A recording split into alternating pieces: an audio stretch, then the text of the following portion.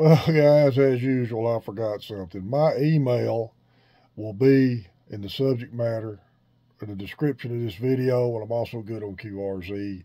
And my email's on the 10-meter group slide at the end of this. And so you don't think I don't know how many subscribers my own channel has got. I was watching this, previewing this video, and I saw my YouTube counter in the background. I'm at 1690 now, so I do know how many I got. Guys, remember, emails in the description, and also good on QRZ, and hope you enjoy the video. 73. How you doing, guys? KB5 MIQ Big Boy here. I got a few random things I want to talk about. Hey, ham radio cat. Look at there. Old Indy jumped back up here today. First thing, anybody that listens to me that's got a Yaesu 857, let me make sure, yeah, 857 or 857D, and you want a free nifty book, first person sends me an email with the subject matter 857 in it, I will mail this to you tomorrow or Friday free of charge. This was an extra, come in one of those mystery boxes. I have nobody in the group's got an 857, and I'd be glad to pass it on to somebody. So first email I get, got 857 in the subject matter, put your name and address in there, I'll get it in the mail to you. Okay, we got a few random things we're going to talk about this afternoon.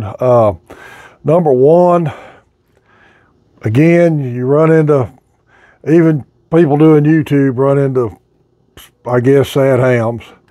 I've been accused on one of the Facebook pages of that I put videos on. I've been putting videos on that group for well over a year. I got a new member, doesn't think my videos belong there, says I am self-promoting. Guys, I'm trying to promote ham radio. I'm not trying to promote Big Boy. I appreciate everybody who listens to me. I enjoy interacting with y'all, answering comments, emails. Enjoy meeting y'all in person when I get to meet you at Hamfest and stuff. But I don't feel like I'm promoting me. I'm trying to promote ham radio. So if I post a picture, it's got me in it, giving somebody something, that's just something I'm doing to promote ham radio. I'm not trying to get attaboys for Big Boy, okay? Well, that makes any difference or not, I don't know, but this guy was a little upset with me. In fact, I think he even blocked me on Facebook. The admins told me to keep putting my videos there, so I ain't too worried about it. But I just don't want anybody to think I'm out here just trying to promote me. My whole purpose is to promote ham radio. Got a couple of pictures I'm going to put on here of me and W5 BCW Craig Wall out of McCurtain County. And thanks to W9LEO, Leo Deckelman out of Clarksville. He donated me a while back a antenna analyzer and a tire bearing to give away. Well, McCurtain County has got 2 school clubs they're supporting up there. And that's really great that you see high school kids getting into ham radio. So I donated them, for Leo, the analyzer, tire bearing, and some other stuff that I had left from my MFJ sponsors, and some stuff I got out of the mystery boxes. So there'll be a picture of that on there. Craig, McCurtain County, y'all doing a great job. Keep it up. All these local ham clubs in our area, the one I'm a member of, 4 States Amateur, they do a lot. They support the Angel Tree giveaway there at the during Christmas time in Texarkana. Radio amateurs of Cass County are big on supporting these Freedom Link repeaters got up. Got Brian Loper running the weather watch for Skywarn. So, man, all these clubs in our area are doing a lot to support ham radio. So if you got a club that's working for ham radio in your area, be sure and try to support them any way you can, especially if they're doing anything with kids. I said I wasn't really going to delve into this subject much, but it's still seeing it popping up. People are complaining about during the hurricane, some people come up on repeaters without a license. And there's both sides of the fence on this. We've talked about this a little in the past. People will say, well, in an emergency, you don't need a license. Well, I've read that. And the way the FCC Part 97 says, you got to be in imminent danger of life, limb, or property damage. The way I see that, if you come up on a net or repeater without a license, and you say, hey, this is here, I'm here, I don't have any food, water, and I'm trapped in the house, yeah, that's an emergency. And most hams will not ever have a bit of problem with that. Of course, there's always going to be some of them sad ham experts that are. That's just part of the nature of the beast. But if you don't have a license, you come up on it, hey, does anybody know when the power come back on? That ain't an emergency because everybody's out of power. So I hope people, when having these two events happen, will take that and take the time and effort to get into ham radio, get them some equipment, and learn and understand all of this.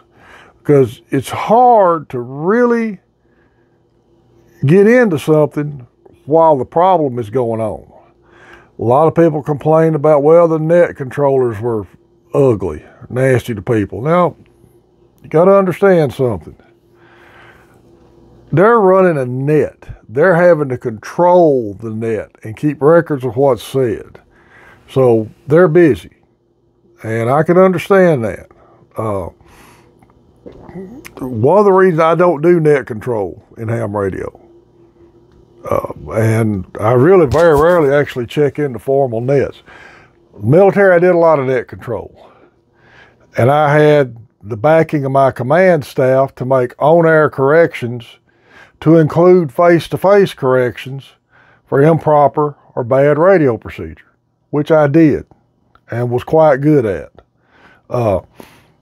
You know, y'all see KB5 MIQ, big boy here. I try to get along with everybody in amateur radio, but in the military, I was Master Sergeant Grigg, and I acted accordingly.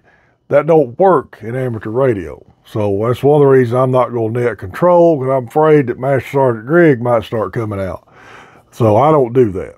But these guys are doing a good job trying to control a net in an emergency. And like I've said before, if an emergency net is activated, whether it's on HF or a local repeater, and you don't have any traffic, don't kerchunk it, don't get on it. Go to another repeater or go to Simplex. Let these guys handle the emergency traffic, because they're trying to handle traffic and it can be kind of hectic. I know it can, because I've seen it happen a bunch in the military, and I've listened to some of these other nets in ham radio during an emergency. It can be hectic, and they got a big job on their hands that they're volunteering to do. Another problem that could come up, and before anybody thinks I'm knocking link repeaters, I'm not. Linked repeaters have breathed a lot of life back into a lot of unused repeaters in ham radio, because after the internet and cell phones took off, a lot of your repeaters are not even on the air anymore and are not being used.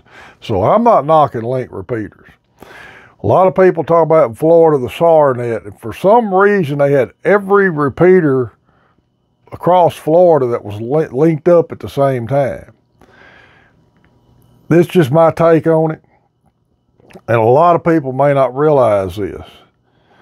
If you got a hurricane going on down here in the southern part of the state, and you're 500 miles away from it, north side of the state, and you're a repeater, and you call somebody, you may have missed the fact that repeater had been activated. And when you're on a link repeater, when you key it up, it keys every one of them up. I don't know what the answer is there on that. To me, just my personal thoughts, that if you got an entire state linked together and the emergency's only happening in one part of the state, I wonder if there's a way you could unlink, just link what you needed to have linked there in that time.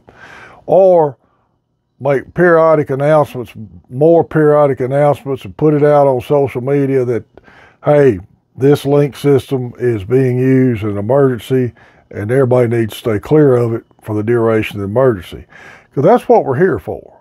We was never allowed this to be a hobby where we all just use the radios to talk to one another. We're here set up to be available in an emergency. So that's what we're here set up to do. So I'm certainly not knocking link repeaters. They work great if they're working good, and they do increase coverage during weather, sky-worn air events and things like that, and increase coverage during emergencies. But everybody needs to know that if their repeater is part of a link system and it's being used in emergency, they need to stay clear of it for the duration, and there'll be an announcement when it comes back up again.